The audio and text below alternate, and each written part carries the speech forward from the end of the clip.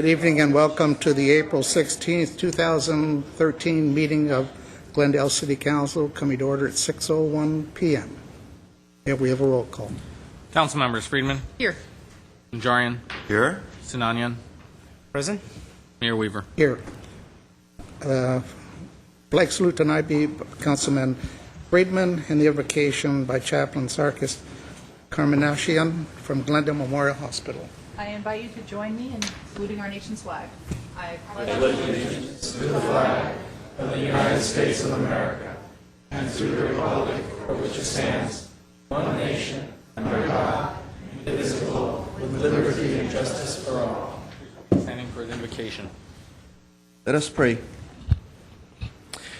Dear God, we thank you for the opportunity of gathering here this evening for this meeting, and we also thank you for the privilege of serving our community.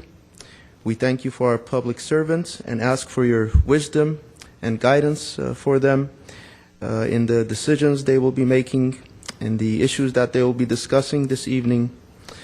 And we also remember today the victims of yesterday's bombings, and ask for your comfort, for your consolation, for your peace upon those who have lost loved ones, upon those who have been injured, and ask for your protection upon our nation, our citizens, and all of our leaders and public servants.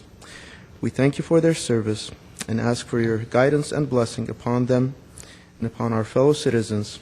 And we ask all this in your holy name. Amen.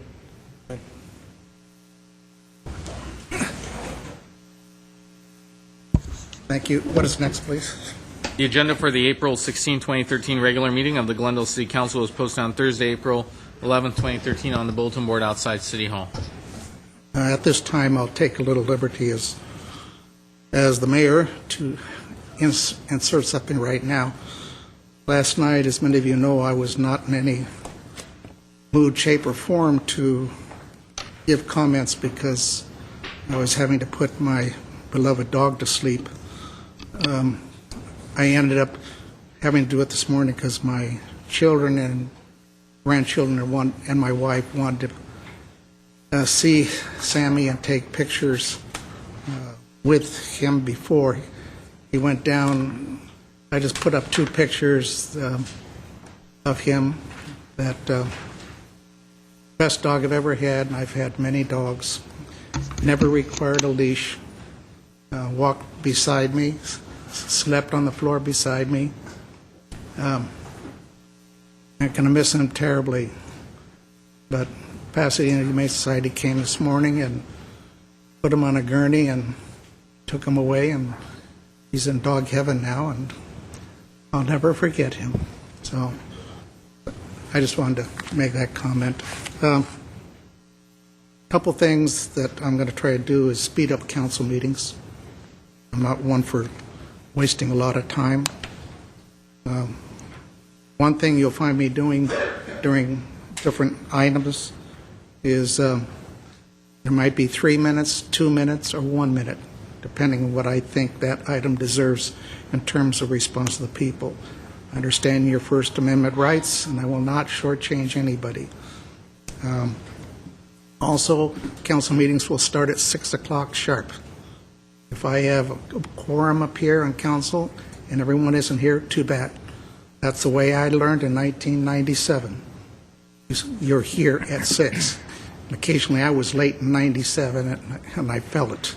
Came running in late. Also, it's just a feedback that I've got from the public over the years. They're not very excited to hear what council members have been doing the past week. I hear about it. I guess they don't find it exciting. So I hope we can tailor down the the comments of staff and council members. When I got here in 97, there were 0 comments from council for years. The trend has drastically changed. And thirdly, when oral communications is held, my colleagues, you will not have to wait to the end of all the speakers to comment back. If somebody gets up and says something, inappropriate or something you want to comment on, you will be allowed to do it when they finish talking, before they escape out the door and they don't hear what you want to say. So other than that, I hope we can do it efficiently and move things along. Like I said, the public wants us here to do the items that are on the action items, some on the consent. But other than that, I don't want to lose a TV audience because we're dragging it out. I do appreciate all the comments I received. I do appreciate the many, many comments I've received about my reelection. Every single one of them talked about the loss of my dog, too. In fact, more people offered sympathy to my dog than my election as the mayor. And I don't mind that at all. Sammy deserves it. So with that, let's move on, Mr. City Clerk. Mr. Mayor, next on the agenda is presentation and appointments. At 3A is agenda preview for the meetings of April 23rd, 2013. Ms. Beers. Mr. Mayor, members of the City Council, for the April 23rd meeting for the Glendale Housing Authority, we have no business agenda items. That afternoon for the Glendale City Council and the Successor Agency, we have two items. The Successor Agency approval of the Special Successor Agency meeting minutes of the 16th and Director of Community Development regarding refunding of Glendale Redevelopment Agency bond issues from 2002 and 2003. That evening for the City Council meeting to commence at 6 p.m., we have a number of consent items. General Manager of Glendale Water and Power, rehabilitation of Glorietta Well number 3 and 4. And this is in connection with spec number 3495R. Director of Public Works, this is regarding Safe Routes to School Improvement Project Phase 2. And we have another item, the same, which is Project Phase 4, and it's in connection with spec numbers 3506 and 3502. Director of Administrative Services Finance, this is transfer of permanently mischeated and unclaimed property held in any special fund to the city's general fund, and this is pursuant to Government Code Section 50053. Under action items, we have one item, Director of Community Services and Parks. This is regarding a report coming on alcoholic beverage service at designated city facilities. And that concludes my report, Mr. Mayor. Thank you. What is next, please? At 3B, it is an honor to announce the presentation of a military banner for Army serviceman Matthew Cole. Welcome back. And who do I turn to? I guess I don't turn. Mr. Mayor, members of council, my name is Don Biggs, and I'm here representing the Glendale Veterans Coalition and the Military Banner Program. As we do each time one of our recipients or one of the honorees on Glendale Avenue retires from the service, resigns, separates from the service, we present the banner to that individual here at our council meeting. I'd like to introduce to you Matt Cole. Matt has completed 10 years in the U.S. Army, 4 tours overseas, 2 in Iraq, 1 in Afghanistan, and 1 in Korea. It's a little. I was going to describe what he did. He's in what was called recovery, as best he could describe it to me. And his mission was to lead a team that went out and recovered vehicles and, unfortunately, casualties after explosions and things like that. He would be one that would take his big trucks out and pick up the tanks or pick up the military vehicles that were destroyed and bring them back and recover them in that manner. So, Mr. Mayor, I would like to present to you Matt Cole. And Matt, after you get your banner, we'll introduce your family and friends here with you.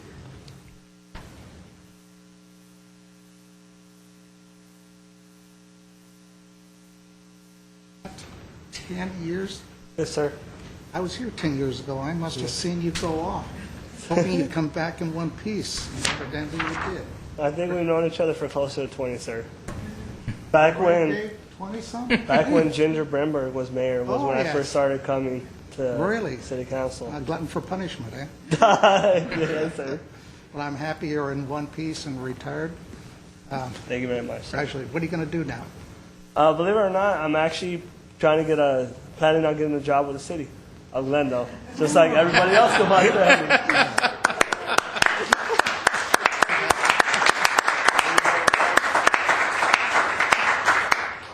Matt, you'd like to introduce your family and Sure, Dave Cole, Mary Cole. Please stand. With police station. And then you got my sister Kelly with Verdugo Fire, my brother Tim, my sister Molly, and then you got Nicole and Alice, also with the City of Public Works, and then you got my grandma Alice. Okay.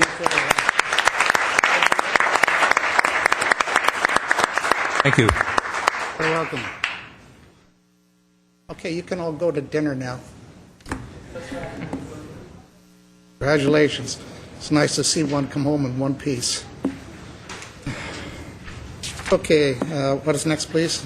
Next item is item number 4, City Council and staff comments. Okay, comments? Yes. Mr. Friedman. Sheila Murray couldn't make it tonight, but asked me to remind the public that they're having a cookbook sale at the Chevy Chase Library to benefit the library on May 4th from 11 a.m. to 4 p.m.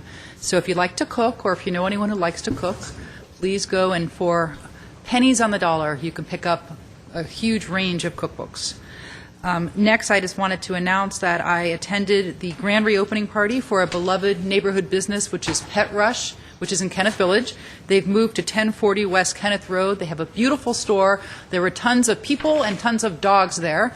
And many of the neighboring businesses also brought their food to the grand opening and their various wares. So it was really a great block party for Kenneth Village. So congratulations to Renee. And lastly, I want to thank everyone who came to Mayor Quintero's retirement party. It was a great outpouring of affection and thanks from the community, and I know that the mayor, ex-mayor, really appreciated it. So thanks to everybody for that. The Pet Rush was great. I was there after you. And I just want to say that I'm sure I speak for everyone up here that our hearts, the city of Glendale, go out to the people of Boston, and we stand with them and wish Boston a recovery from the trauma that they have had and that our nation's had, and hopefully they'll find out who's responsible and bring them to justice. I forgot to add that because this has been a yo-yo week. I get elected mayor yesterday. I put my dog to sleep today.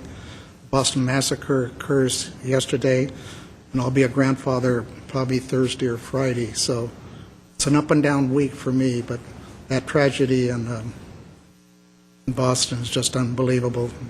You know, you can't feel safe anywhere in this country now. Too many idiots running around, grudges against everybody. Mr. Mr. Najarian. Thank you, Mr. Remember, Mayor. he's gone. I was going to tell everyone about my nephew's 8th birthday party, but I'm not going to go there. I will not go there. Thank you. Bless you. Bless you. But I do want to announce that next week is what we in the city recognize as the Week of Remembrance. It starts on April 24th with the genocide commemoration event held at the Alex Theater. I'm not sure if we have any graphics for that. GTV6, there we go. And as the graphic indicates, it's at the Alex Theater, begins at 7 p.m. Our committee is working very hard to bring a very interesting and diverse series of performances and speakers. Tickets are free. Tickets are available at the Alex Theater box office. I think every individual can obtain up to 4 tickets. The next event is on that Friday, April 26th. It's the Man's Inhumanity to Man event, and this year it's featuring a discussion and a presentation of the tragedy of the Korean comfort women from World War II. That is also free and open to the public, Friday, April 26th at 7 p.m. And as the sign says, our offices have more information if you'd like the details, or you can visit the website ci.glendale.ca.us for more information. Thank you, Mr. Mayor. Thank you, Mr. Najarian. What is next, please? Next is consent items, including minutes following our routine and may be acted upon by one motion. A member of council or the audience requesting separate consideration may do so by making such request before a motion is proposed. I have a card on 5B. The motion on the remainder of the consent items? I'll move the balance of the consent calendar. Second? Is there? Second. Good. Right on it. Roll call, please. Council members: Friedman, Yes. Najarian, Yes. Sinanian, Yes. Mayor Weaver. Aye. Please read 5B into the record. 5B is Chief of Police regarding police air support helicopter vendors. B1 is a resolution dispensing with competitive bidding and approving a 5-year purchase orders with Spectralab, ABL, FLIR, Broadcast Microwave Services, Seaside Helicopters, Howard Aviation, Aero Computers, Airborne Systems, Helicopter Technology Company, and Rotorcraft Support, Inc. for a total not to exceed amount of $1,875,000. Herbert Milano, 2 minutes.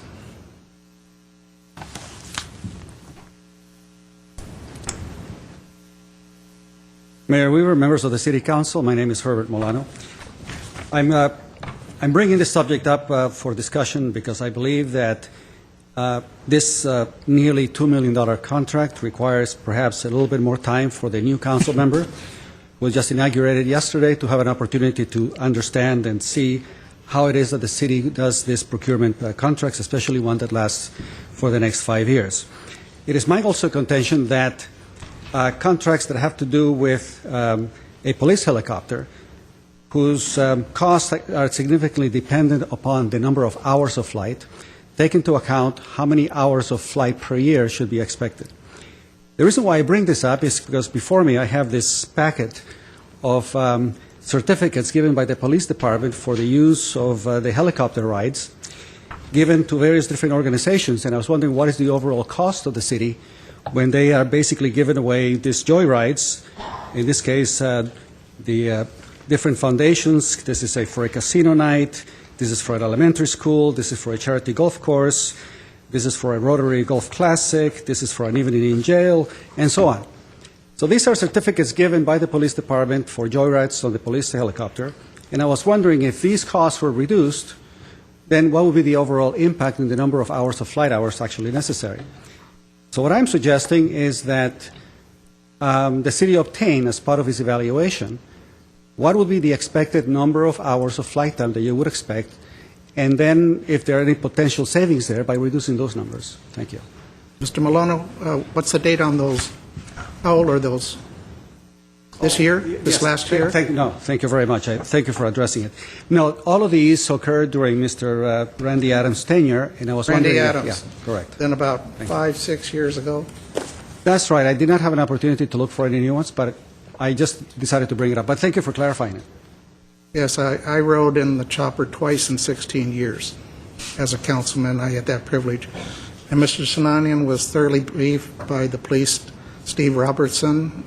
Lieutenant Robinson, would you like to address anything else regarding the use of the choppers? Mr. Mayor, members of council, city staff, Lieutenant Steve Robertson, Bureau Commander for Air Support and Traffic. Would you like me to respond to the issue on the ride-alongs? Whatever you would like to respond to. Okay, well, I'll respond quickly to that. The ride-along program, which we were doing at that time, those certificates that were issued were for flights during regularly scheduled patrol times. There was no additional cost to the city or the taxpayers at all. Okay? Fine. That was the same with my rides. I rode on a patrol. And I think you flew me. I did, Your. Any other questions? I did speak to you earlier today, Correct. and I have to thank Mr. Milano because he sort of gave me a heads up through an email that he sends out to a lot of people about this, and I used that opportunity to get better acquainted with the issue, and so I appreciate that service that Mr. Milano has provided. And could you just briefly state, like, this contract's for a longer period of time than just 1 year, right? That's correct. We're requesting a 5-year. What we found in the past, and we spoke briefly about this, was, and this came up before council, I believe, 2 years ago when we requested a similar dispense with bidding on a contract with our engine vendor, who's local here in Glendale. At the time, we had sent an engine for overhaul. It was out of state. There was issues with that when it came back to us. It was very difficult to properly oversee and supervise that process. Many aerospace vendors are all moving out of the state of California, out of the country, most to Canada. It makes it very difficult for us to, number one, supervise any of that work that's being done, but also the turnaround time. And mission critical, having the aircraft ready to go, it was making it more and more difficult. 5 of the, I believe it's 9 vendors we're requesting, They manufacture components that are already installed on the helicopter. They are the only vendors that can repair those. So 5 of the 9, we have no other options to go with. But we're putting those together with all of the vendors. All of the vendors have shops located in Southern California where we can continue to properly oversee the work that they're doing. Okay, thank you. Thank you. Thank you, Mr. Robertson. I'll move 5B. If there's no. I just wondered, either of you get that email from Mr. Milano? I didn't. I'm just curious who No, else I got did it. not. I did not. I guess you're the new guy, so you got it. Congratulations. Well, again, I just wanted to say that each one, there's only 57 of those certificates that were issued, and we're very proud of the program. You know, it's a program that needs the support of the public. It's one of the reasons we're able to remain as safe as we are. Number 6 in the state. That's a pretty excellent number for this, the size of our city. Each one of those flights was conducted during a regularly scheduled patrol flight. And we're not doing that now, are we? We are no longer doing that. Thank you. Okay. Thank you. Been a motion and a second. Roll call. There was not a second Oh, yet. nobody seconded? Second. Okay, roll call. Councilmembers Friedman? Yes. Najarian? Yes. Sinanian? Yes. Mayor Weaver? Aye. Next, please. Next is oral communications. It is up to you, Mr. Mayor, as to how. For now, I'll leave these 3-minute announcements in. If they keep growing like some in the past, I'll have to rethink my position, because we don't need to have 8, 10 announcement cards put in. So, yes, 3 minutes. First speaker, Dottie Sharkey.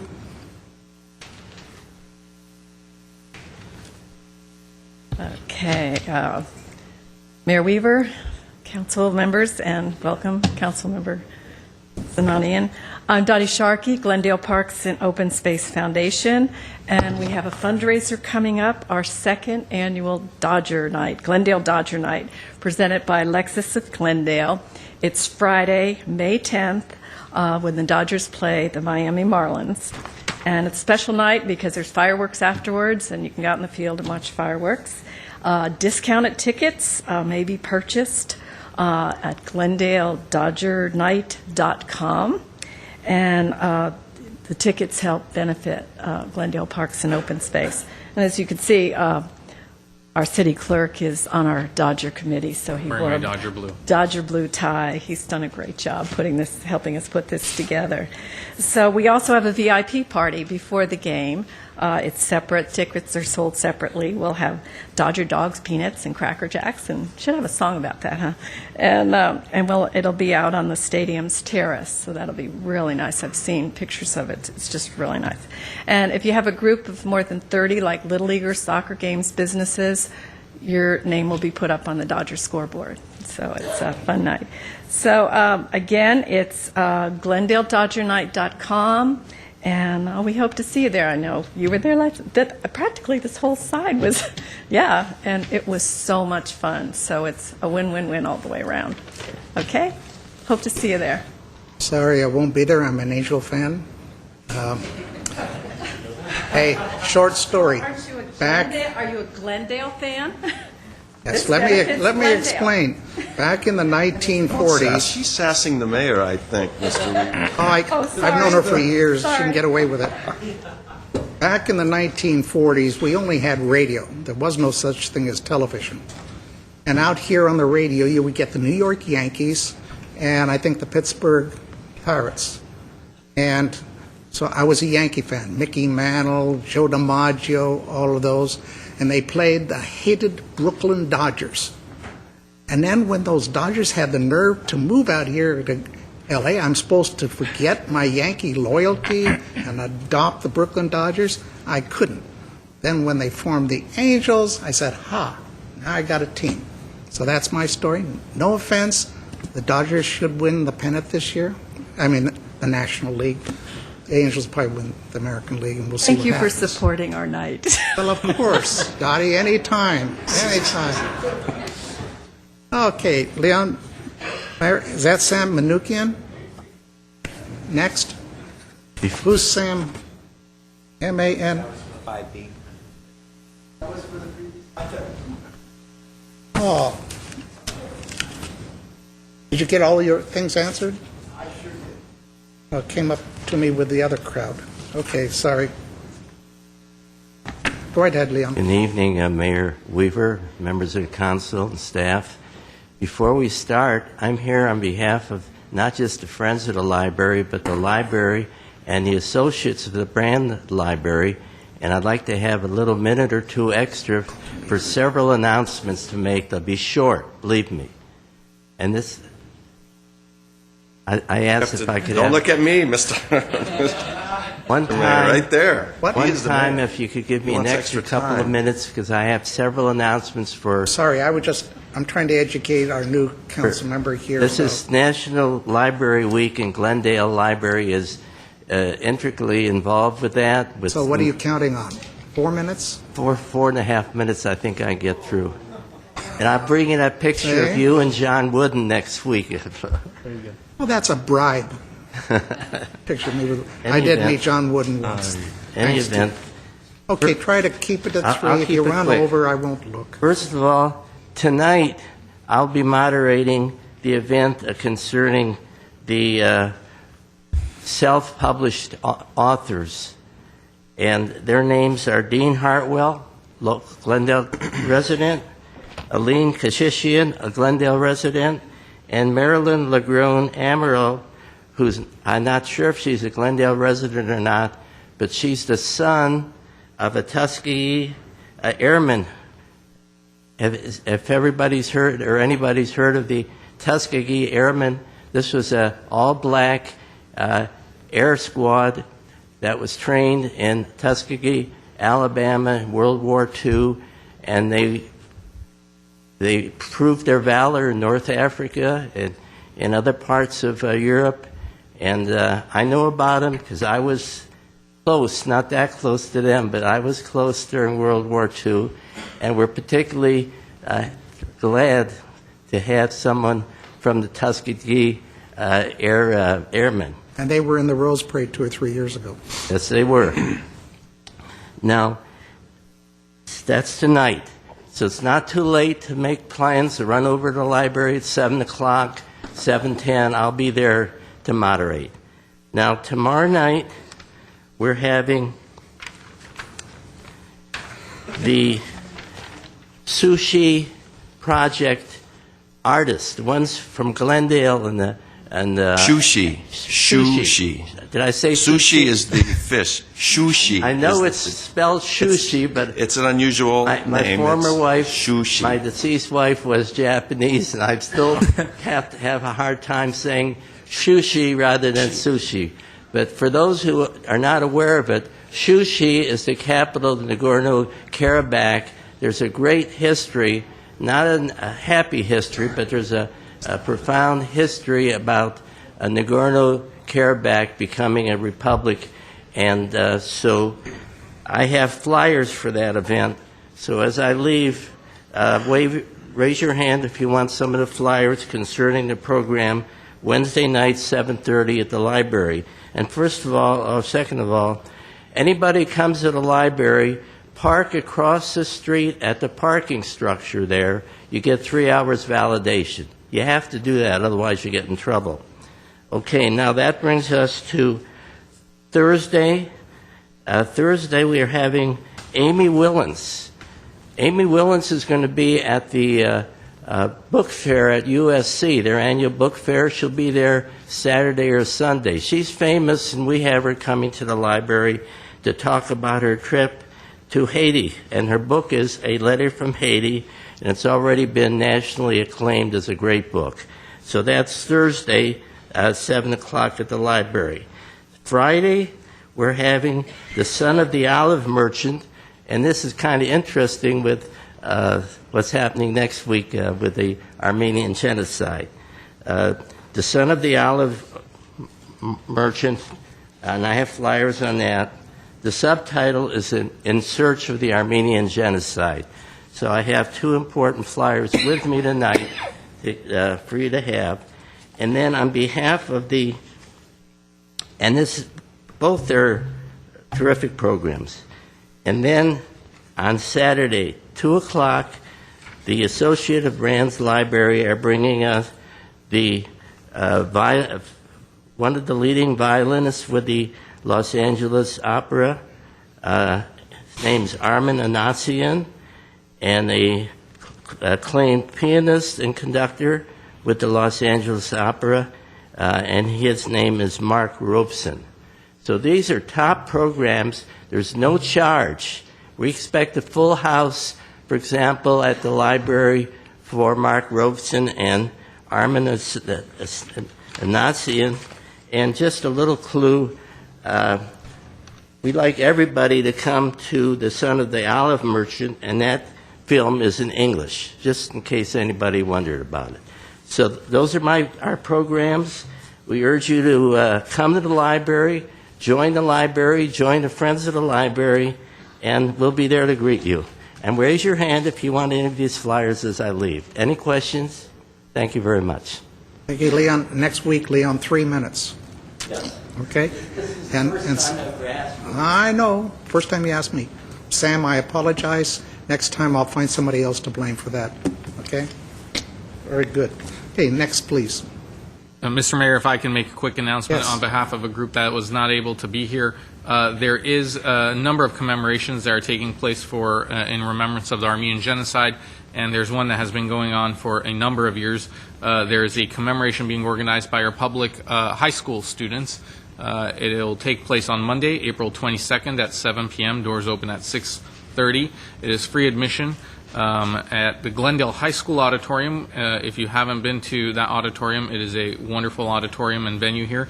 It is, there you go, the 12th annual genocide commemoration, and it's organized entirely by the Armenian clubs in the local public schools as well as some of our other community organizations, and it's all student performances. Thank you. Thank you. Then next. Next item is under action items. 8A is General Manager of Glendale Water and Power regarding Grayson Power Plant emissions testing. 8A1 is a motion authorizing execution of an amendment to extend the professional services agreement with Delta Air Quality Services, Inc. for 2 years in the amount of $166,060 and authorizing reserve for contingencies in the amount of $33,212. Mr. Cho, do you have anything brief to say? Just very briefly, several years ago, we had secured the services of Delta Air Quality Services for emissions testing at Grayson. They were the lowest responsible bidder. We've been satisfied with their performance. We'd like to respectfully ask the council to extend that contract to the tune of about $120,000 a year for a 2-year period. The resolutions are before you, and if you have any specific questions, Mr. Linz, Assistant General Manager, is on hand to answer those. Any questions from my colleagues? Is there a motion? I'll move the item. Is there a second? I'll second. Roll call. Council members: Friedman. Yes. Najarian. Yes. Sinanian. Yes. Mayor Weaver. Aye. Next, please. 8B is City Attorney and City Manager regarding options for appointment of election to fill the vacancy on City Council created by the departure of Councilmember Manukian. B1 is motion appointing an individual to fill the vacancy and directing staff to prepare appropriate reports and resolutions to call for an election to be consolidated with the County of Los Angeles November 2013 election for the purposes of electing a successor to the appointed council member. At B2 is a motion providing direction to staff regarding options to fill the council vacancy by appointment or to call for an election to be consolidated with the County of Los Angeles November 2013 election for the purposes of electing a person to fill the council vacancy.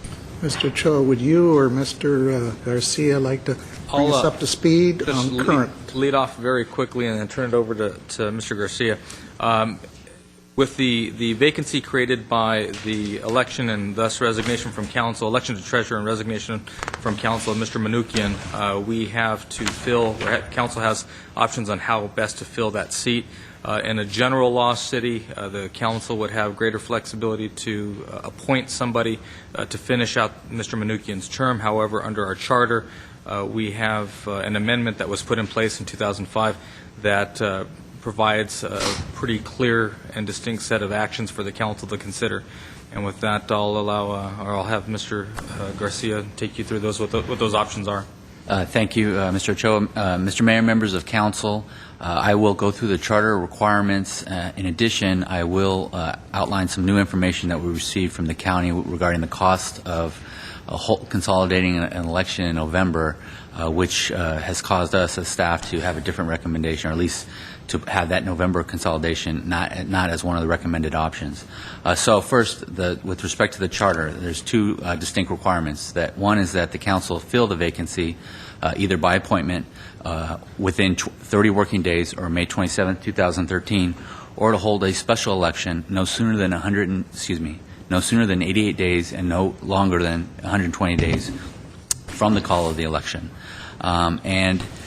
With respect to the special election, if there is a consolidated election, if there's a county or statewide election with which the city election can be consolidated that is no longer than 180 days away from the call of the election, then the city is required or can't have the election at that time. So 180 days from May 28th would kick us into the November 2013 election, but I'll talk about whether that's a qualifying consolidated election with which the city is required to consolidate, or whether it has the discretion to choose a different election.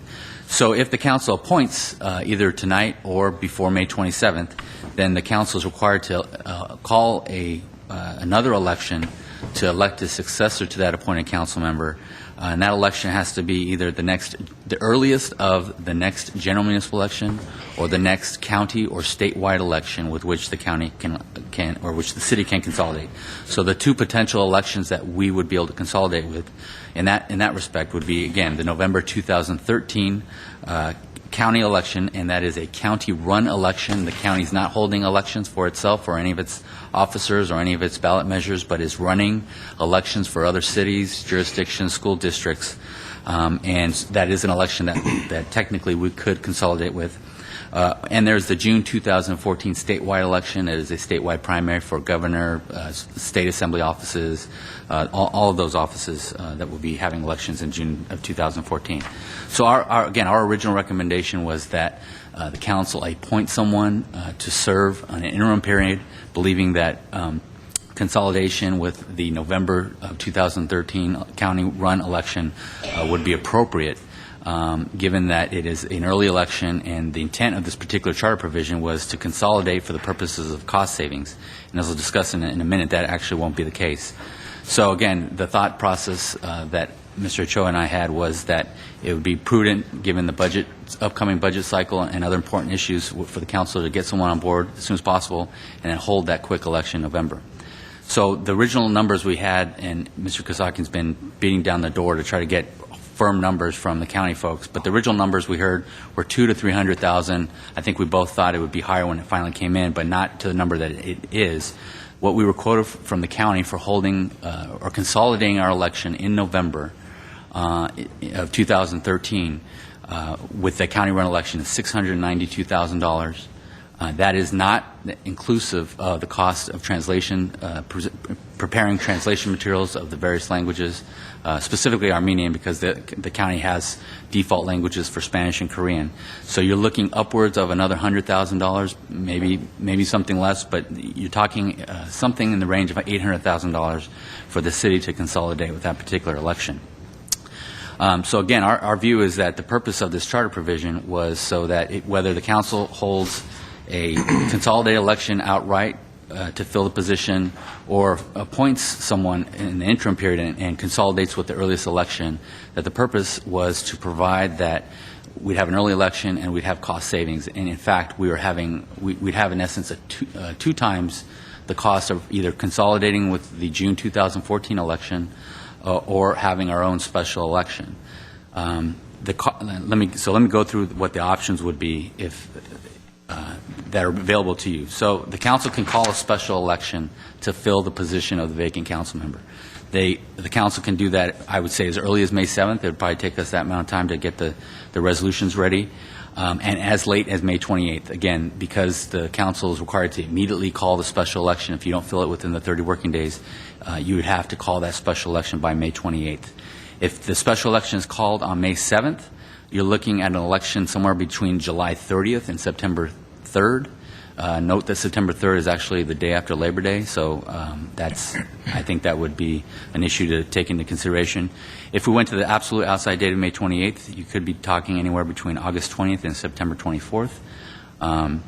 So those are the outside dates of if the council just directly calls a special election, the council would have 4 council members between now and whenever that special election is held. The second option is the council can appoint someone and then hold a consolidated election either in November or June of this year or June of 2014. Our recommendation is that if you're going to appoint someone, that then you consolidate with the June of 2014 election. That election is estimated to cost from the county $220,000. Again, like the other number, does not include the cost of translation services, so add another $100,000 onto that. The cost that we've estimated, and this is just City Clerk's office talking with the folks from Martin and Chapman who've run our elections in the past, is that we're talking in the range of $300,000 to $350,000 to run a special election, and that is inclusive of all the translation materials required to run our election.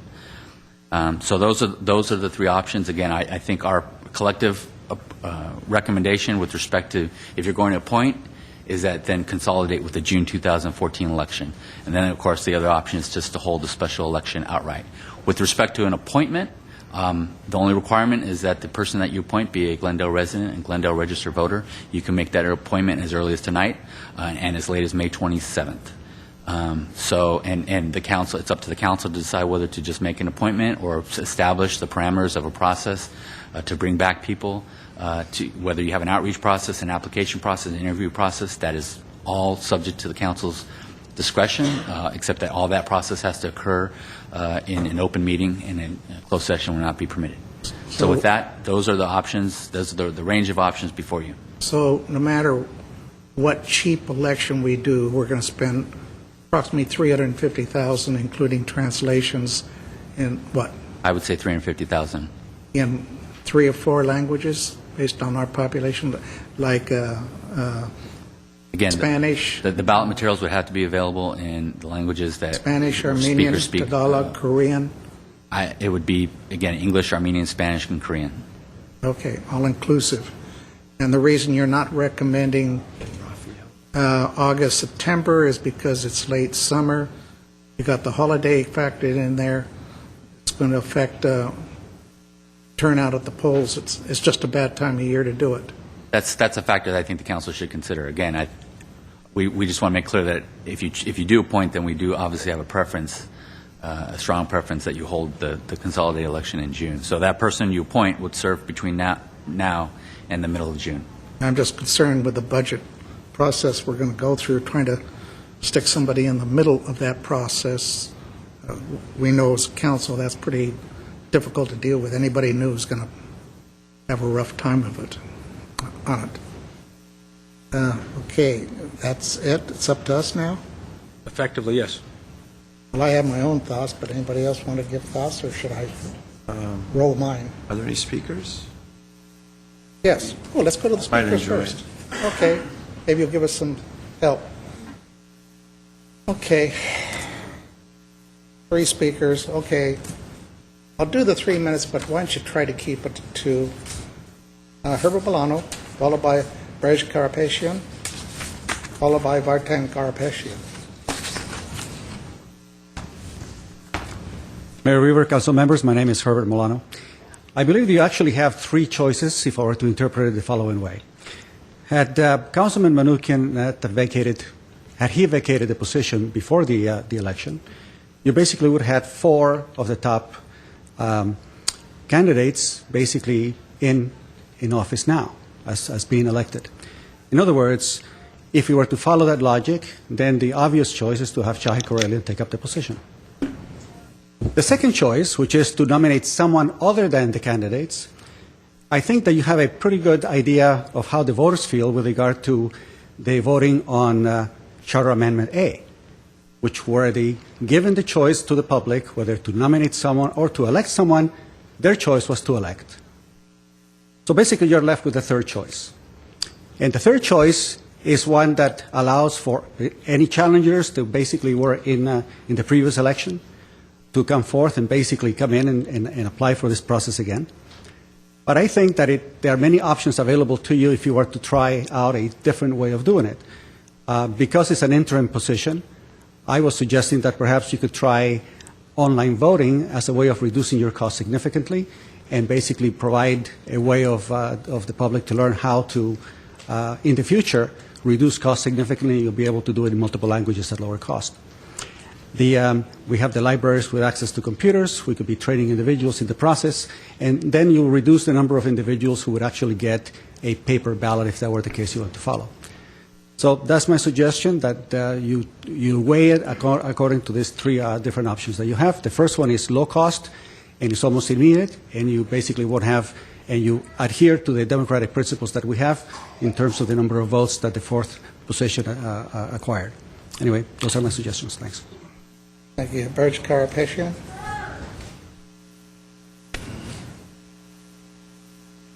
Thank you, Mayor Weaver. Congratulations, and congratulations to the newly elected council member and the re-elected council members.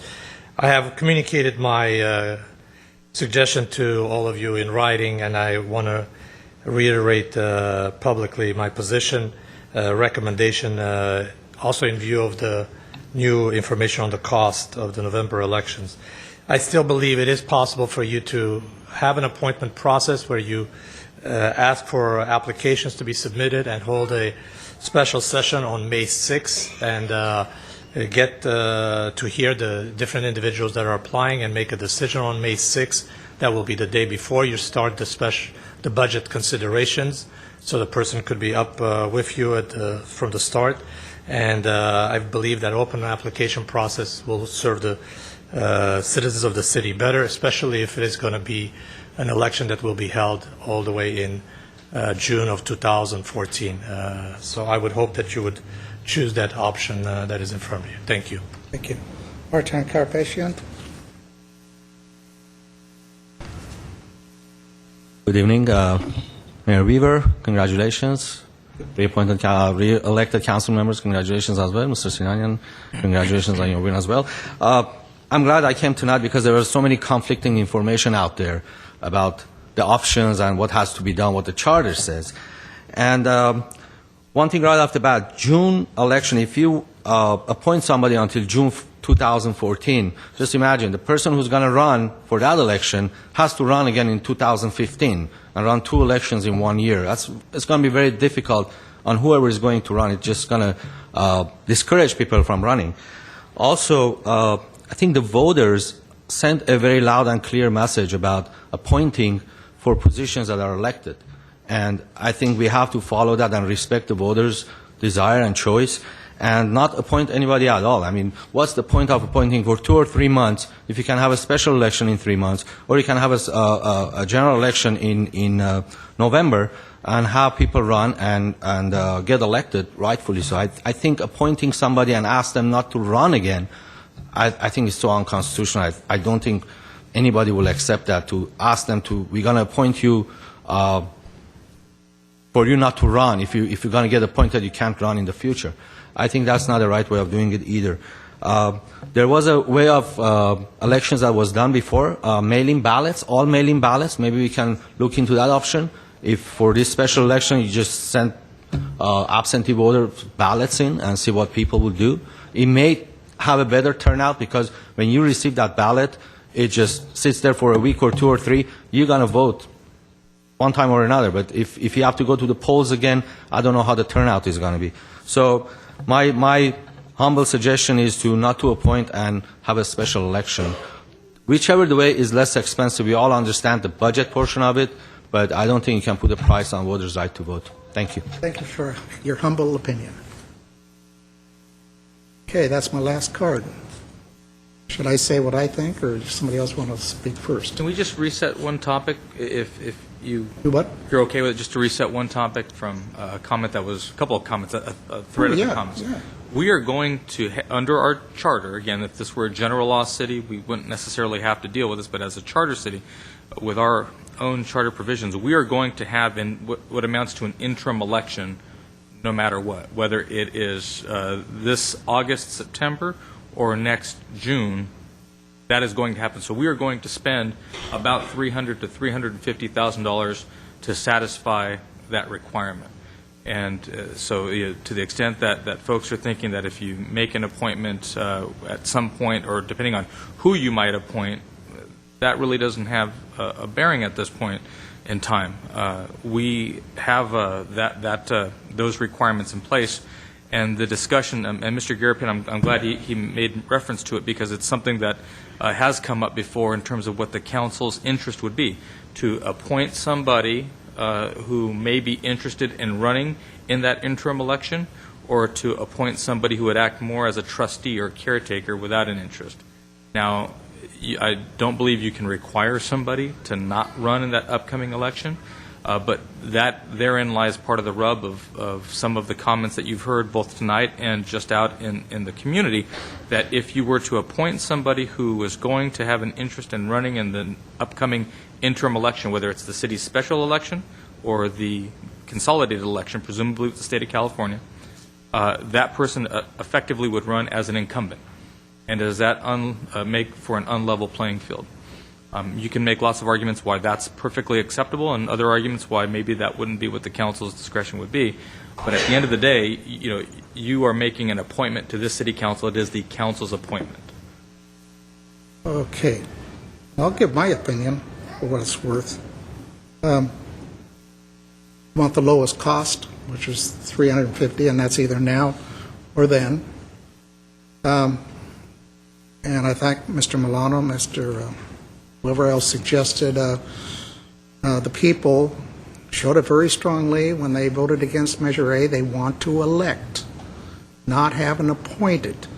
So I'll buy that argument. It was 75-80% in favor of elected. So I believe we have to have an elected fifth council person. I don't like August time frame. August is the month where most people travel on vacation. You have a holiday weekend involved. People criticize us for doing it then. You're just trying to do when there be a low voter turnout and blah, blah, blah. It's not worth it. Doing it too soon, calling people in, you're avoiding the election process that we talked about. To me, the June 14th is the most viable. It gives anybody that wants to do the same process we did now, file in March or something. They can campaign till June, just like a normal election. So that brings us back to the caretaker. The most logical one, and the person I spoke to about it, and has said he'd be agreeable to do it, and absolutely will never, ever run again for council, is Frank Quintero. He said he would. He knows what we're doing now. We're going right now into a budget cycle. He knows that. He can get us through the next budget cycle. He's very familiar with everything we're doing here. He also serves on the Airport Commission. He's on the ad hoc committee on the Airport Commission. He's on OLDA. He's got his hands deep into what is happening on the airport and on transportation matters. So, to me, logically, somebody like Frank, that everybody knows he's not going to run again, who knows the system and what is going on, and will step off at the right time so he can go enjoy his happy retirement and work on veterans affairs. I think it ought to be Frank Quintero nominated here tonight. He's agreed to do it. So, and I told him, you're not the mayor anymore. You don't have to go to all these meetings and stuff like that. You could skip that. Make it easy on yourself. So, that's my thoughts on the matter. Anybody else want to comment now? If not, do I hear a motion? Let me step in, Mr. Mayor. I am also very wary about conferring upon someone the mantle of incumbency. I think that gives them an incredible advantage in any election. So anyone that I would consider appointing would have to be someone that would not run again. Now, I understand we have some problems enforcing such an agreement or such a contract as being against public policy. But that being the case, I would like to, whoever that person is, get as many assurances from him, public, videotaped, audio taped in front of the crowd, cross his heart and hope to die, that such an appointee would not run for election. It would not be fair to any of the other candidates who wish to seek office. We do need to fill the 5th seat as soon as possible. So I'm leaning towards getting an appointment. However, I would like to see some transparency in this. I have known Frank Quintero for many years. He's without question capable of immediately sitting in this. His chair isn't even cold yet. I mean, immediately sitting in this on this dais and making a positive contribution to our discussions on the budget process, which is the most critical issue facing us in the near future.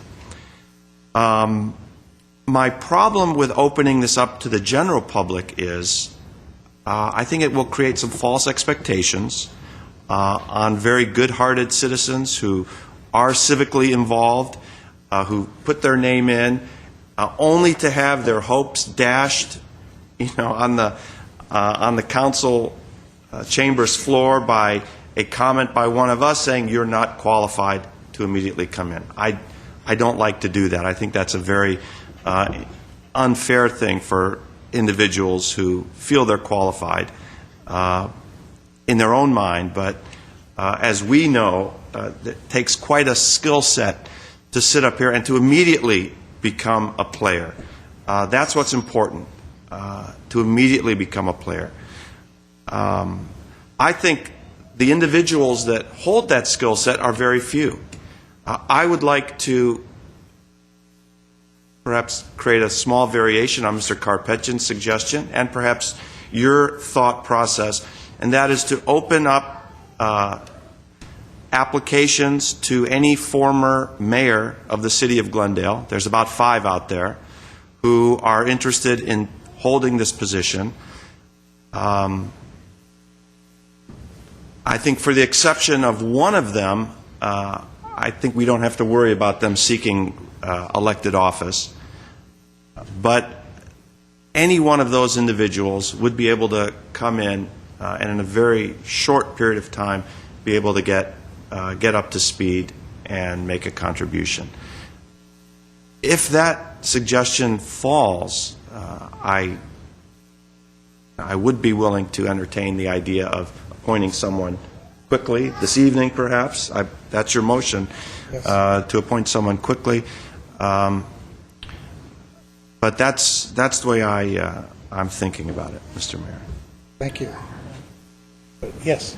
I agree with you, Mr. Mayor, to the extent that I think holding the elections too early is a mistake, given all the considerations that you listed and the fact that there's voter fatigue from the last elections. Summertime, people aren't here, they're not going to vote. I mean, already the voter turnout was terribly low. Yes. It's going to be even lower. So obviously November is out of the question because the cost associated with it is prohibitive. And then we're looking at June of next year. But I do like the concept of the more transparent process, opening it up. How broadly we open it up, I'm willing to be very flexible on. I like Mr. Najarian's suggestion. Yeah, but remember, the public spoke loud and clear about wanting to elect the treasurer, wanting to elect the council.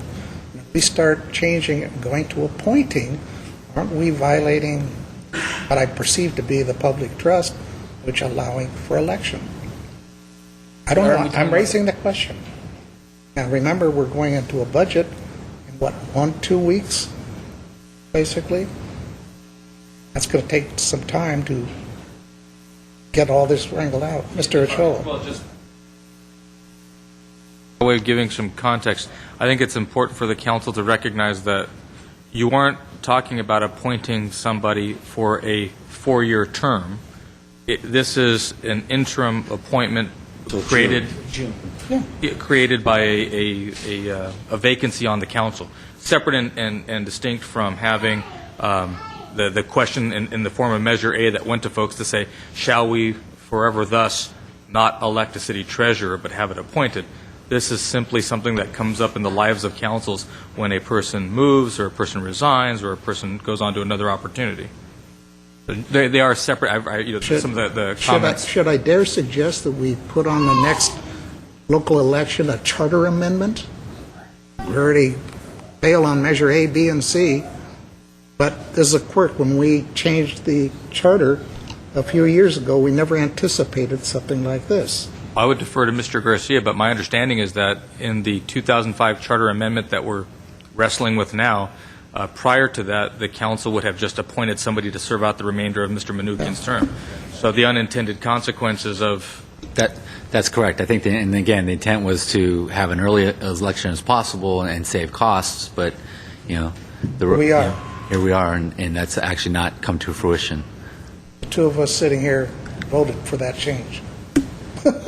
On hindsight, I don't know. Did we put another measure on? That's for another day. But see, I'm surrounded by two attorneys now that both went to USC. Objection, Mr. Weaver. That was before our time. 05? I think council placed it on 05. I was elected in 05, so it came before the voters in 05 during that election cycle. I did it. I'll take responsibility. Thank you, Mr. Jarian. Mr. Freeman, do you have any thoughts on it? I mean, I think whether Mr. Quintero continues or we look at a few other people, it's still basically the same thing. June is definitely the consensus and makes the most financial sense. I think it is important to have a council member going through the budget study sessions in the next few months and having someone that's been here and done that and doesn't have to go through the learning curve, considering we're talking just a couple of weeks until we start budgeting, I think is very, very important. And I do agree with Mr. Najarian that of the 5 mayors, I don't even know if they'd all want to do it. There's maybe only one that would be a threat of running again. We could certainly ascertain that.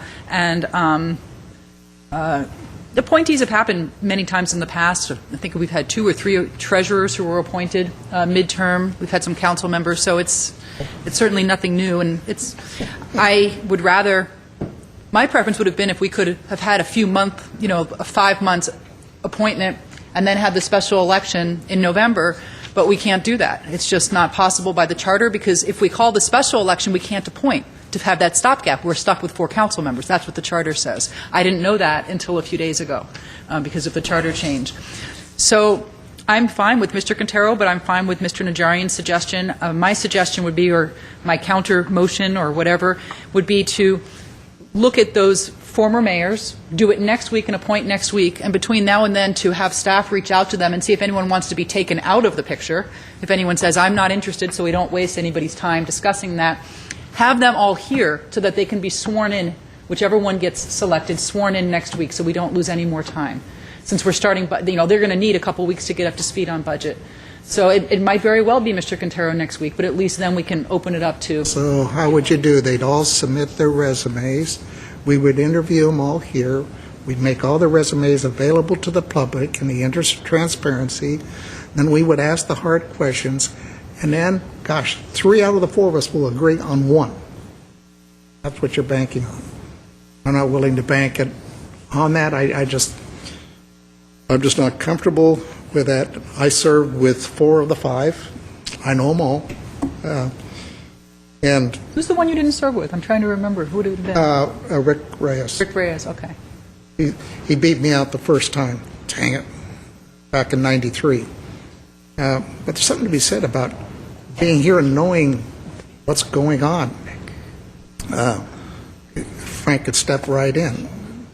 And I just feel strongly, 2 of the 3 speakers talked about election. Elected person. They'll be able to campaign? Yeah.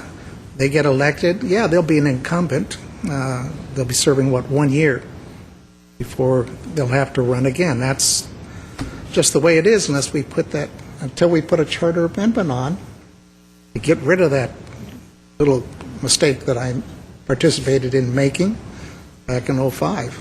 So, like I said, I have no problem with Mr. Quintero, and I might very well vote for him next week. He's been a great council member, and it would certainly be continuous, but if my colleagues want to open it up to a few more people, I don't have a problem with that either. I could go either way. I'm for Mr. Quintero, so I don't know if anybody wants to make a motion and see where it's going to go. There's an issue I'd like to raise. Yes. And for all you strict constructionists of the city charter. Oh, here we go. Mr. Milano, where's Professor Zavos and the others? Here comes the legal opinion. I think we have a problem that you may help us resolve, Mr. Garcia, and I've mentioned this to you before. I'm not springing it on you. Maybe I know I don't like to spring things on you, Mr. Mayor. That's one thing. I've made a note to myself. Don't spring things on Mr. Weaver. But here's the problem that I have in Article 6, Section 12. I already sound like Mr. Zavos, don't I? Yes, you Article do. 6, Section 12, it says, no former council member shall hold any compensated city office or employment until 2 years after leaving the office of council member. Let me repeat that. We heard it. No former council member shall hold any compensated city office or city employment until 2 years after leaving the office of council member. I'm concerned that this could apply to Mr. Quintero because he is a former council member, and he, if appointed, will be holding a compensated city office or city employment within the 2 years of leaving office. Let's let Mr. Garcia try to answer that. Thank you, Mr. Mayor, members of council. It's a fair question, Councilmember Najarian. It was actually something that we initially looked at back in 2008, where we had received an inquiry regarding the ability of a sitting council member to run for either the city clerk or the city treasurer position.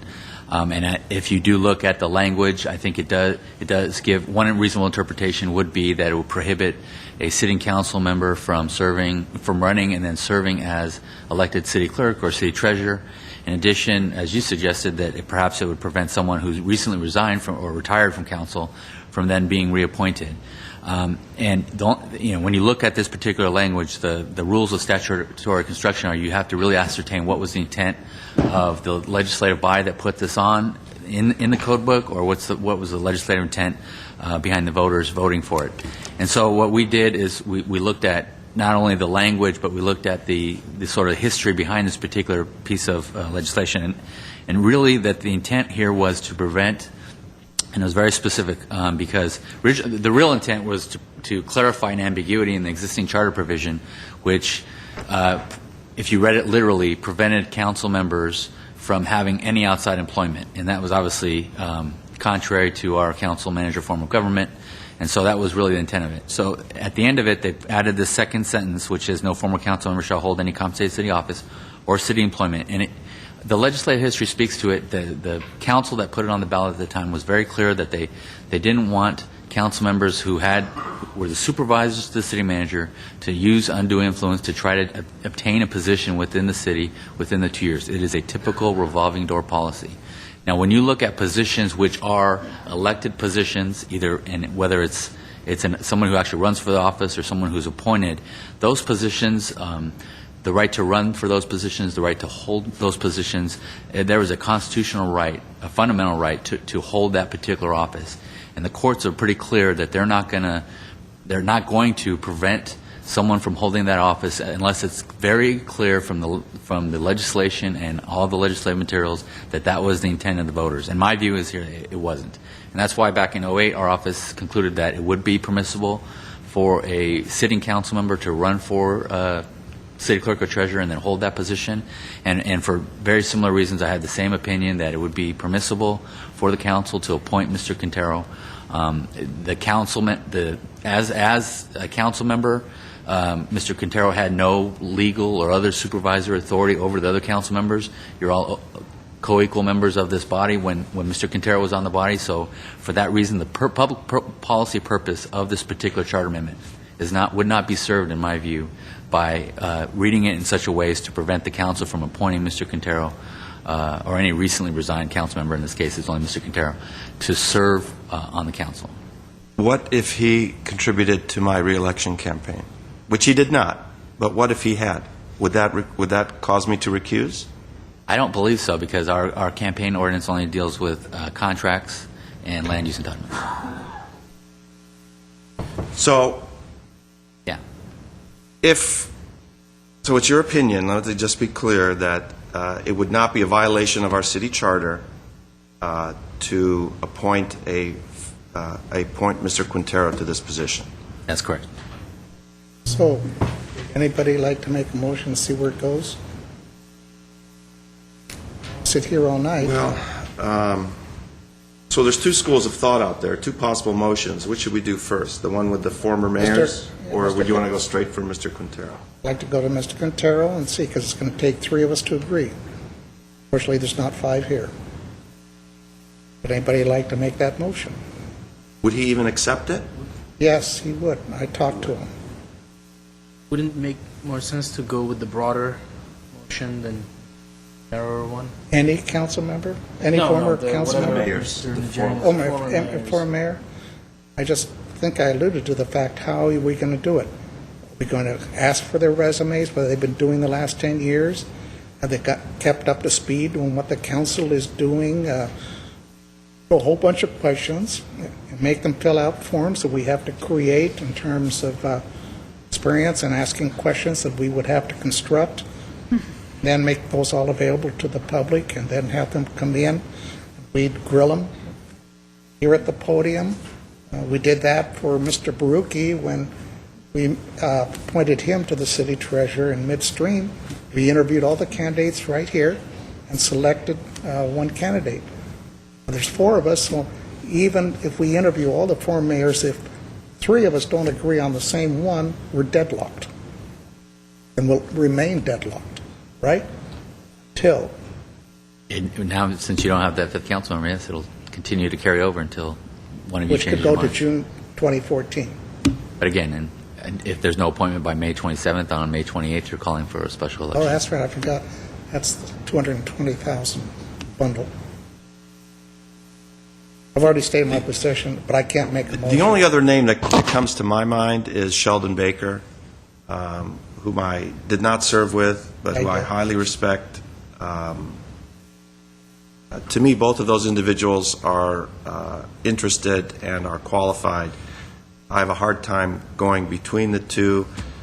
I don't know about, why don't we put them both up for nomination and vote on it as we do a mayor's? I will not be voting for Mr. Baker. I'll be voting for Mr. Quintero. I served with both of them. I like That is an Frank's option. wit. And Frank is better than I Sheldon? like his wit. Oh, Frank's wit? Oh, yeah, he can crack more jokes than anybody in here. Livens up the place a little.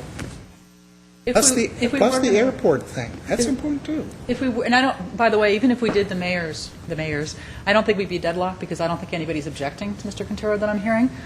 So I think that's, something that would pass. I don't mind talking to the other ones. In my mind, rather than having a big formal thing, just having people come up and for a few minutes just talking about why they want to do this for the next year would be enough for me. I think we've all seen them in action. We all know who these people are. But like I said, I'm fine with Mr. Quintero, too. I'll go with whatever. Why don't we narrow it down to Mr. Quintero and Sheldon Baker and invite Sheldon to come in next week? I know Mr. Baker called me and offered his services, but I've said thank you very much.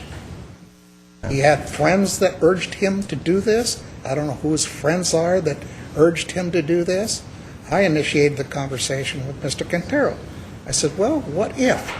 Nobody questioned the fact that you're not going to run again. I agree. And talked to him, and he says, well, yeah, I'd consider doing it. So I thought, well, that's the logical choice. He was sitting here a week ago. He knows what we're doing. He knows what we're going to face in terms of the budget. He's been through the process that we now use with Ms. Ochoa, and we're going into another tough session this year and next year. You need that experience factor.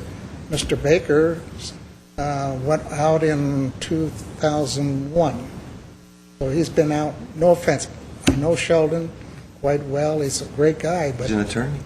yeah, he's another attorney. Gosh, they're all over the place. Pack the council with attorneys. Attorney. Only saving grace, they all went to USC.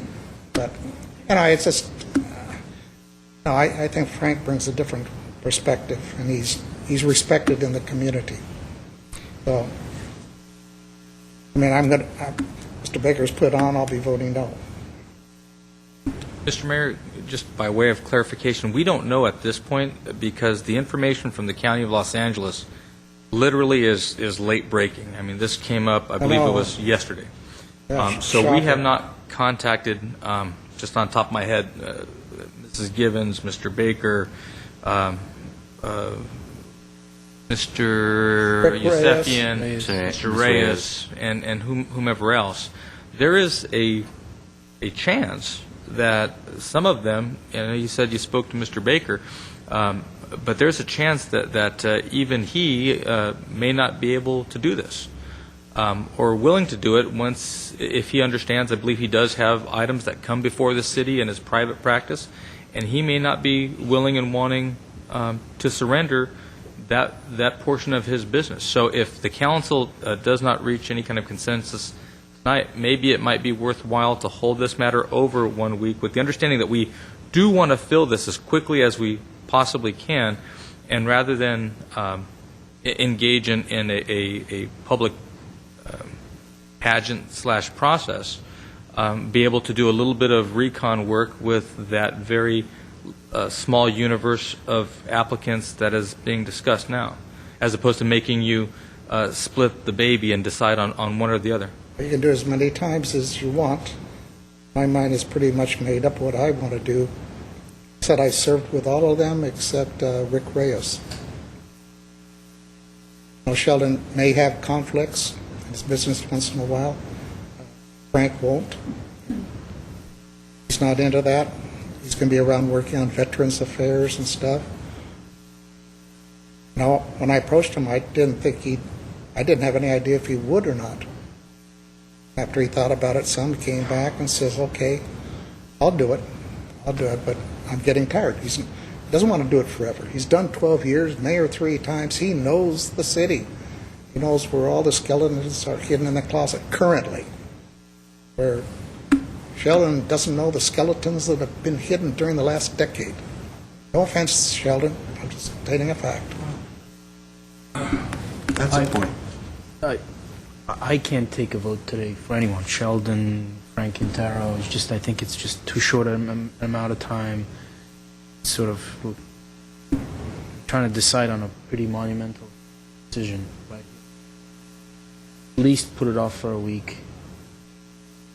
What my other colleagues want, a week. I would like, though, next week to make the appointment, whatever happens. I just think we have a budget study session the very week after. We have to have someone who at least has 5 days to look at the material. So I don't mind putting it to next week. I don't want to expand this group beyond that. I think there's consensus for the ex-mayors or just Mr. Quintero.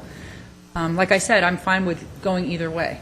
But I would like to make that appointment by next week, absolutely. And I would like staff, if we're going to look at those other people, to make sure that they actually are interested in doing this. Certainly. Because I don't know that they are. And can we have staff to come up with a streamlined procedure for the beauty pageant, as you put it? Well, can we just, is it okay with you guys if they just get up and say something, and if we have questions, we ask them? I don't want people to have to fill a form out, and I just think we're asking them to step in. It's not the other way around. 3 minutes. 1 minute. State 1 your minute's case. enough. If you can't state your case in 1 minute, then you're not organized enough. Then they sit down and we point our finger. This one says, you're it, you're out. Like The Voice or like Dancing with the Stars or something. I The mean, Voice, we'd have to have our backs to them. well, I can do that too. I can listen to them without looking. You want to do it a week, fine. But remember, it's going to take 3 out of 4 of us to agree. It's not 3 out of 5. Yep, absolutely. And I think we can find the consensus. I don't hear, And I've already told you what mine will be. we know what yours is. But next week, like I said, I want to be prepared. I know Frank won't be here, I don't think, but we can still make that appointment. But anybody else, I'd like to swear them in. Frank at least understands where we are with the budget. I think the other person, if He'll watch the video when he gets back. Yeah, somebody else I'd want them sworn in that night. That's what the majority want?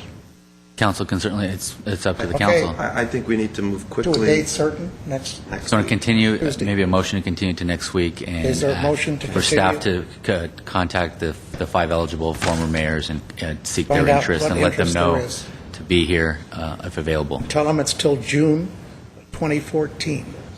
It's not 6 months. Don't want him to run again. And we don't have to continue the date part, right? We can just go ahead and decide on that right now, since there's unanimous Can we The election. bifurcate it and take care of the date? The election, can we set the election date, or do we have to appoint? June 2014? Wait, okay.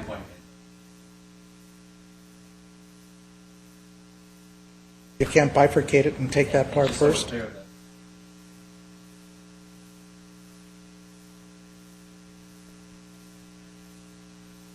Oh, yeah, I forgot him.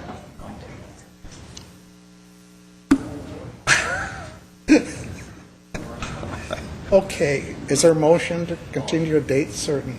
I mean, to I will next make Tuesday. that motion as stated by the city attorney.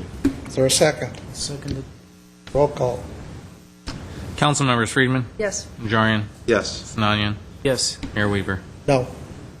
Okay, next, please. Next item on the agenda is oral communication. Discussion is limited to items not part of this agenda. Each speaker is allowed 5 minutes. Council may question or respond to the speaker, but there will be no debate or decision. And the city manager may refer the matter to the appropriate department for investigation and report. Okay, one change is going to happen oral communications now.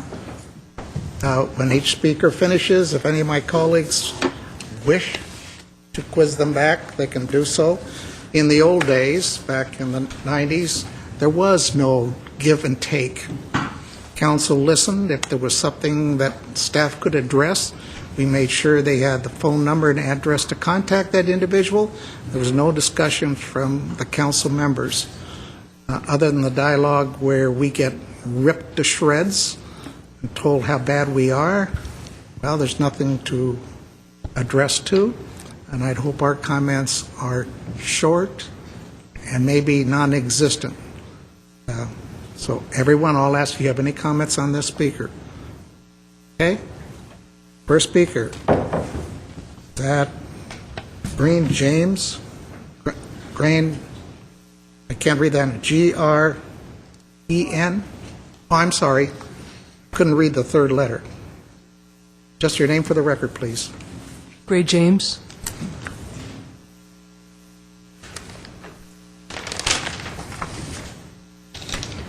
My name is Gray James,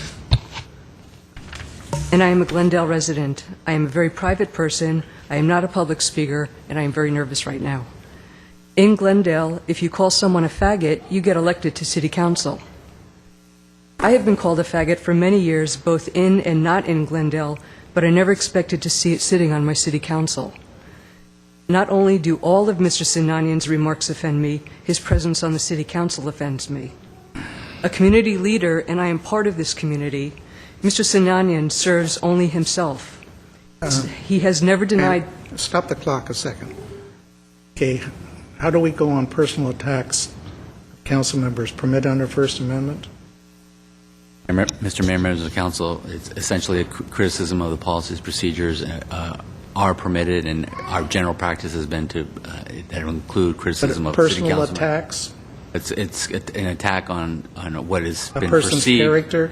But if I may, and I understand that, and I'm a little hesitant to say it could go on, but I think the First Amendment also protects in this setting a criticism of what a speaker might perceive as one of the council members' viewpoints on particular issues that are germane to the council. So they can use any language they want to describe us. I think you can limit. I think you can limit use of Where's foul like language. faggot? That's correct. That's not That's permitted. correct. You can permit. You can restrict cursing and swearing. I don't know how many more of you are going to speak this way about a new council member, hasn't even been through one council meeting.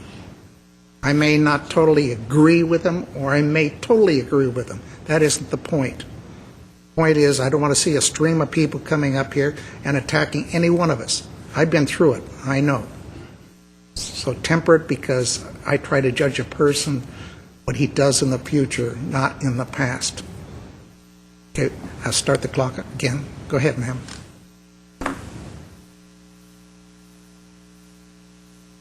A community leader, and I am part of this community, Mr. Sinanian serves only himself. He has never denied posting hate speech.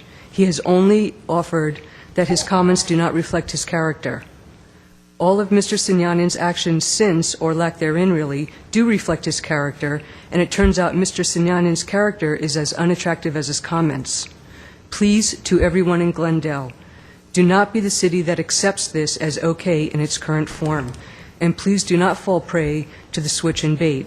This is not about a blogger or anyone else on the city council or about being Armenian. This is only, and it only ever was, about one very small man who has yet to do the right thing. Thank you. Thank you. Herbert Milano, followed by Sam Manoukian.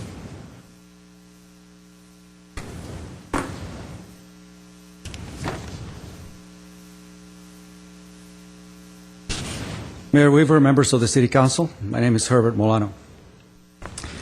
Mayor Weaver, I applaud you for trying to make this process of the City Council sessions be a lot quicker, more effective. I like that. And in fact, you know, even a 2-minute restriction with regard to comments and so forth, if I can get the idea across, you know, I think I'll work with that. A few years ago, I think Mr. Najarian had a really nice idea. And the idea that he did while you were mayor the first time was that it allowed the public comments to take place earlier at the usual position that we usually have it, if you had a 3-minute presentation, and if you had a longer one, wait until the end of the hour.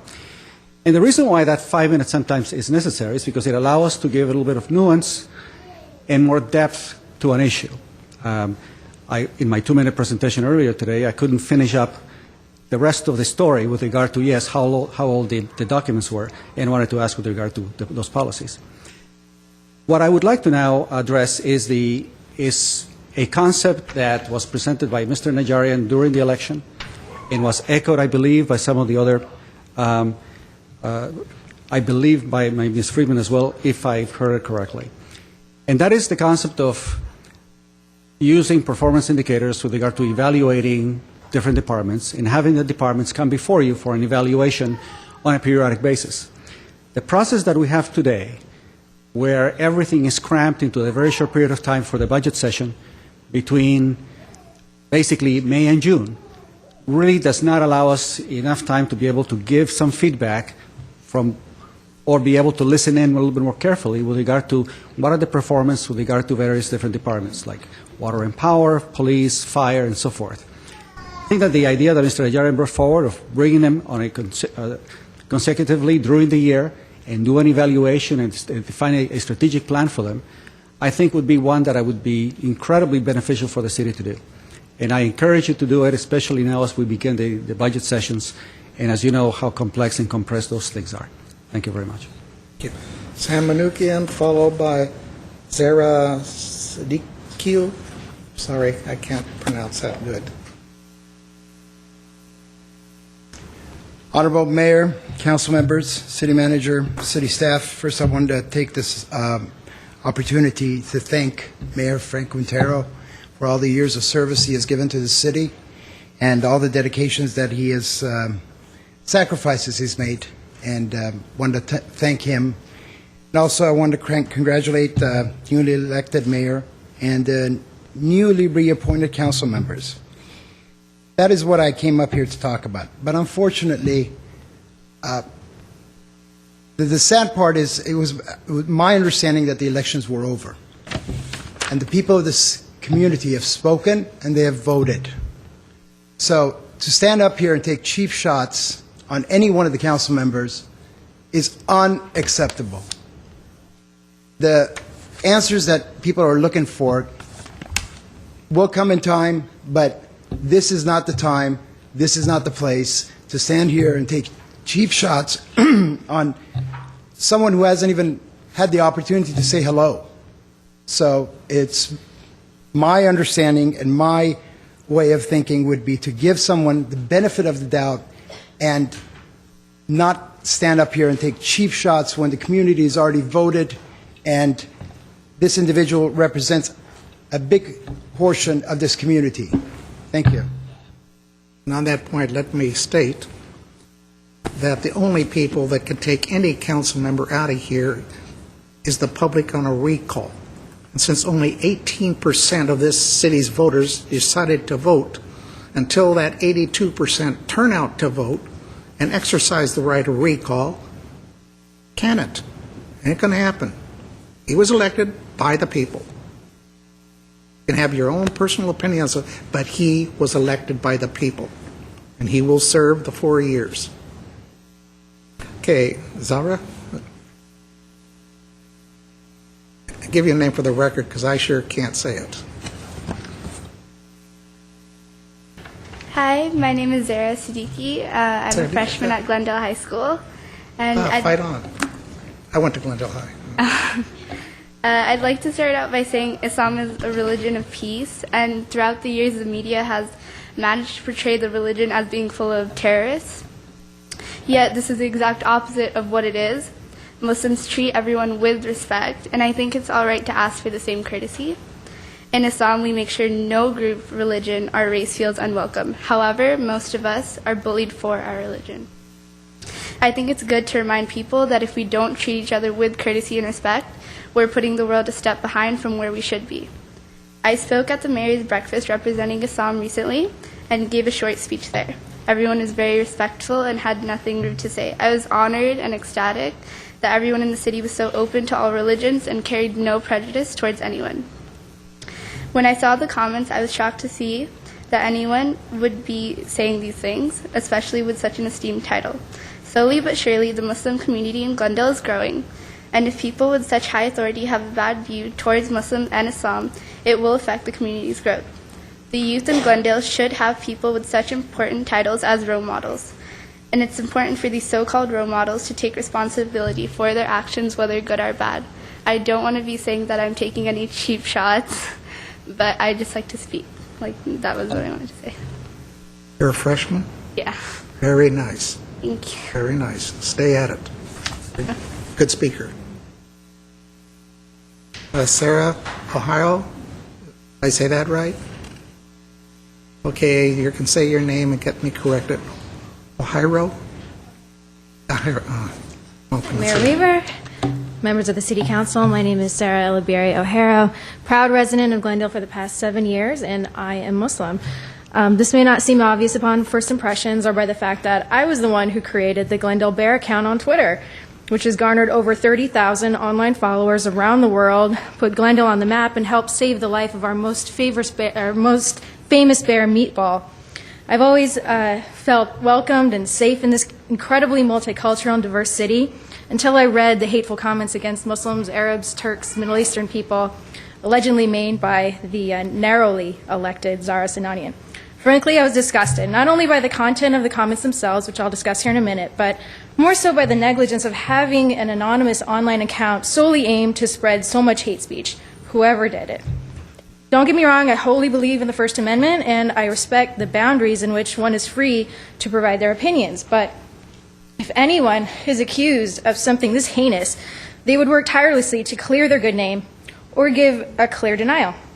Or if they had done it, have the courage to own up to the actions or provide an apology, especially if someone is a public figure or official or someone campaigning to be one. Personally, I have felt appalled and embarrassed to even be associated with or have a personal Gmail account linked back to those types of YouTube comments. As someone who spends as much time online as I do, tweeting and replying to posts as a fictional voice of a real-life bear, I've been thrown into the public spotlight, which comes with great responsibility. At times it's felt like another full-time job, but something more important that I've learned is that there's no such thing as anonymity on the internet. I learned that firsthand when I got a random phone call one day from a reporter at the LA Times who had just discovered the true identity of the Glendale Bear and my cell phone number. And then I realized I have an audience. They read my every tweet and follow my actions online. I have to be careful with what I post because I will get called on it. And the last thing on earth I would want is for it to reflect badly on my character or our beautiful Jewel City, or for harm to come to the bear or wildlife or anyone in the community. So I'm joined tonight by some amazing local high schoolers that I volunteer with at the Glendale Mosque, the Muslim youth group. And they're as shocked as I was to know that our city could be publicly represented by someone on the city council who's linked to an online account that refers to us Muslims and Arabs as raghead cockroaches or desert monkeys or other ugly slurs. But what was even more appalling was when confronted directly and asked multiple times to answer simply yes or no, did you write these comments? A rebuttal attack was made against those who publicized the news and against those on the city council who inquired about the revelations. Instead of providing an example or an explanation, a real answer was skirted entirely and a lawyerly vague reply was provided instead. This is not the type of response a public official should have provided, nor was it proper for the rest of the city council to vote to just table the motion for lack of evidence, when it's pretty clear to anyone on Google who just searches for your colleague's name. So now that the elections are over, it's time to bring some quote-unquote transparency and accountability to Glendale. But these comments demand serious condemnation from all of you on the City Council, because you're now all directly connected to this type of behavior. And your failure to really step up and speak out against this shows some of us in the community what kind of people we have representing them. So why not use some of your resources towards healing the situation? You know, take a page in the Glendale News Press that clearly condemns and separates yourselves from this type of behavior. Or, you know, visit the mosque in Glendale or the other churches or houses of worship in the community. You can attend any interfaith gathering besides the mayor's prayer breakfast. Like, for example, Mayor Villagrosa or LAPD Sheriff Lee Baco have often participated in our Eid and Ramadan events. You know, anything would help those of us who were directly attacked feel less threatened and unwelcomed in our community. You know, I love this city so much, and I'll continue to volunteer and do good and make positive effect on the environment around me. So please take it from me, the voice of Meatball, the Glendale Bear. Online comments can have a powerful effect on the community, and that can sometimes linger like the smell of garbage on a hot summer day. Okay, thank you. And you wonder why I don't have Twitter or Facebook. Put it up there, it's forever. And by the way, somebody called me today and told me there would be a number of speakers here today to attack our newly elected council members, so I'm prepared for it. First Amendment. Tarek Shaki, followed by Alec Bartruzov.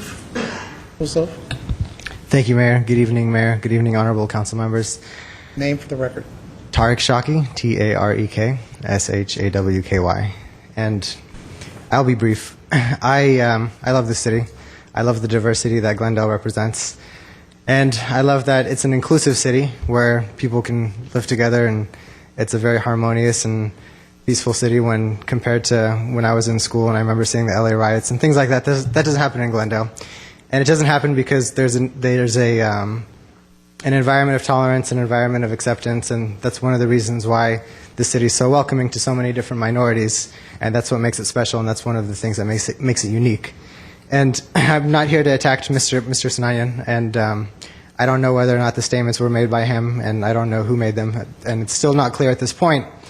But I did email the honorable council member before the election, about a week before, asking him for a comment because I didn't want to make any assumptions, because again, assumptions are the reason why people have incorrect ideology or incorrect knowledge or racist or bigoted ideas. It's based on assumptions, and it's not based on facts. And the comments that were made, whether or not they were made by the honorable council member, were just that. They were comments based on ignorant ideas and assumptions that don't represent the cultures that were being targeted by the comments.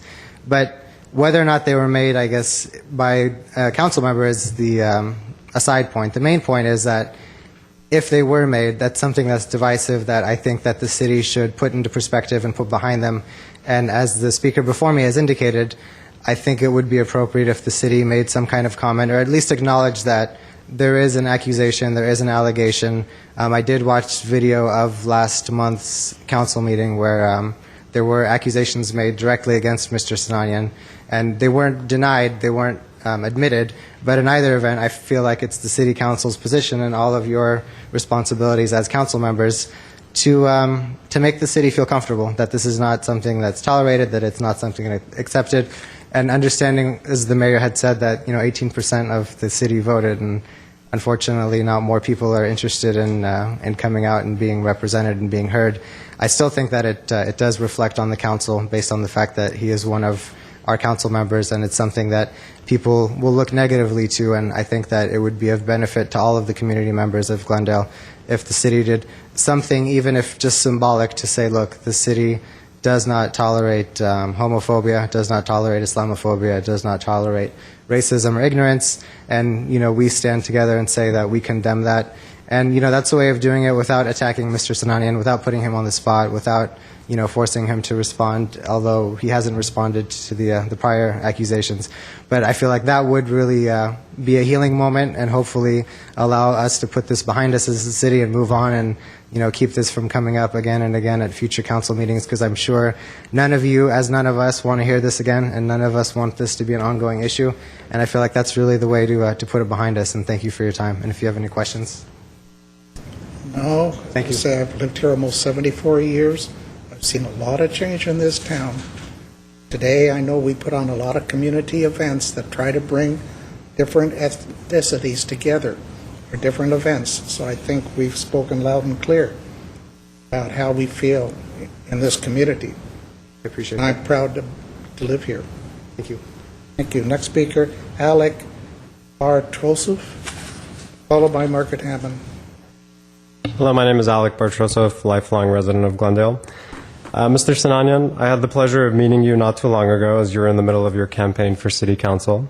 Through a mutual acquaintance, we connected. We had a lively conversation about policy and planning and ways we can work together to make Glendale a better place. Thank you for giving me that time. Since we met, you were accused of writing comments online that were very charged and hateful. Since then, you've also been elected as a City Council member and given an opportunity for you to represent everybody in Glendale and our interests. I'm not here to dig up things from the past, but I also don't want to have things swept under the rug. As you were confronted with these allegations, you said that these statements don't represent you, but you didn't say that you didn't write them. I'm here today as a voter, as an Armenian, and as someone who cares about the city as much as you do, to ask you to help the community put this behind us and move on. Only you have the power to do that. A lot of people in the community, particularly Armenians, are divided because of this and what has transpired, and I hate to see the progress we've made as a people devolve. I urge you, for the sake of bringing this community back together, to address these comments, tell us that you didn't write them, tell us that what you found, tell us about the findings of your investigation, tell us these online profiles are not yours, tell us something. You're a lawyer and you understand the power of words. This is your opportunity to clear the air and make amends with those who want to believe that you will be a fine council member. Do this for all of us. Thank you. Thank you. Margaret Hammond, followed by Vahe Mishile. I'm quite sure I pronounced. Handwriting is terrible on these. Let's tell you. Go ahead, Margaret. Good evening, Mayor Weaver, members of City Council, staff, and audience. My name is Margaret Hammond. I'm a longtime resident of this city, and I've stuck up for it, and I have always been very proud of living in Glendale. I have to tell you that actually, after physically reading the comments of the new councilman allegedly posted on internet, I'm very happy that I do not have the ability or intent to wallow in that kind of slime. I have better things to do, and I think it should be cleared up once and forever. I don't want anybody representing me that has that attitude and that feeling toward me. And that was what I got from those, whatever you call them, emails or so forth. The other thing is I want to say the bulky item pickup is free. And please take advantage. Everybody in town seems to have bought a new couch again. And they're all over the city, sitting along the streets and so forth, along the right-of-ways.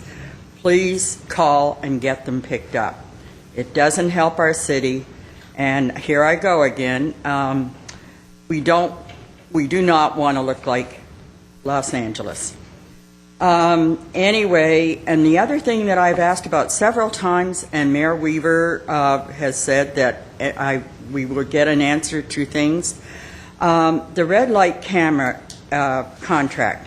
Are we still paying for this service even though it's not being used and it's illegal? I understood that the contract was for several years, and even though we aren't using it, that we have to pay for it. And I'd like to know how much it's costing. And are we still obligated, and for how long? Most cities have terminated this camera service, and there was even a write-up in the newspaper that the one city had terminated it, and it was still being used, and it was causing a lot of problems, accidents and problems and so forth. The city was not even aware that it was still being used, and they were paying for it. I can't understand, and they were not using or did not want to use that service. So I would like an answer. I've asked on this several times, and I never have gotten an answer. Thank you. Okay, Margaret, you'll get an answer. Staff, please respond. No. We are not operating that program any longer. And we're not paying. The contract was ended, our relationship with the vendor ended, and the equipment has been removed some time ago. It's probably close to a year. There's your answer. Good. Finally, you got it.